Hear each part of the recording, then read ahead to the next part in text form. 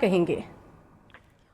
دیکھیے، جو نیب کا سارا record supreme court of Pakistan میں جمع کروایا گیا تھا، اس کے علاوہ پبلک اکاؤنٹ کمیٹی میں یا ہم نے اپنے سورسز سے حاصل کیا ہے، میں آپ کو پوری اتھارٹی سے یہ بتا سکتا ہوں کہ جو ریفرنسز، تحقیقات اور انکوائریاں ہیں، قومی خزانے کو مبینہ طور پر 700 ارب روپے کا نقصان پہنچا تھا۔ اب اس فیصلے کے بعد تقریباً 460 ریفرنسز،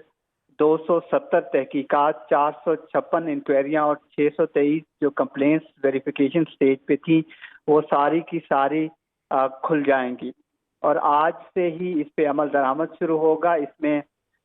میں ڈیٹیل میں آپ کو اگر بتاؤں، جو سابق ارکان پارلیمان ہیں یا پھر حاضر سروس اور ریٹائرڈ افسران ہیں اور کچھ پرائیویٹ کاروباری حضرات ہیں، 450 بڑے ہیوی ویٹ ایسے ہیں جن کی ڈیٹیلز بھی ہمارے پاس ہیں، جن کی کیسز یا تو واپس ہو چکے تھے یا ڈارمنٹ ہو گئے تھے، یا 3 ترامیم جو کہ نیب کے قانون میں 2019 کے بعد ہوئی ہیں، وہ ختم ہو گئے تھے یا واپس ہو گئے تھے یا ان پہ عمل درآمد نہیں کیا جا رہا تھا 2019 کے بعد۔ اب یہ 1809 ریفرنسز، انویسٹیگیشنز، انکوائریاں اور شکایات بنتی ہیں ٹوٹل، جو اس فیصلے کے بعد دوبارہ نیب کو کرنا ہوگا۔ ان ترامیم میں پاکستان کے سابق 7 وزرائے اعظم ہیں، ان کی کیسز بھی یا تو بند ہو گئے تھے یا ریٹرنڈ ہو گئے تھے یا عدالتوں نے واپس کر دیے تھے، وہ دوبارہ کھل جائیں گے۔ اور جس طرح منصور نے نام لیے، یہ بالکل نام موجود ہیں، ان کے خلاف کیسز تھے، ریٹرن ہو گئے تھے، وہ واپس ہو جائیں گے۔ سابق 14 وزرائے اعلیٰ ہیں پاکستان کے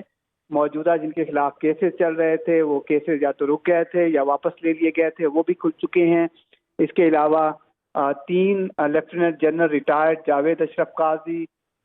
سعید الزمان، میجر جنرل ریٹائرڈ حامد حسن اور بریگیڈیئر ریٹائرڈ، یہ گالف کلب کا بہت بڑا کیس تھا جن کے سارے ریفرنسز واپس ہو گئے تھے، یہ دوبارہ کھل جائیں گے۔ اس کے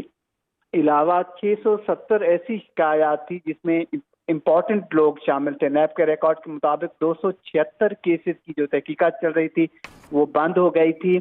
اور 4581 یہ اوور آل کیسز اور کمپلینٹس ہیں جو دوبارہ نیب کی پہلی دفعہ ایسی تاریخ میں ہوگا 2008 میں، جب این آر او کے 8000 کیسز دوبارہ ٹھیک ہے زاہد، آپ ہمارے ساتھ ہی رہے گا۔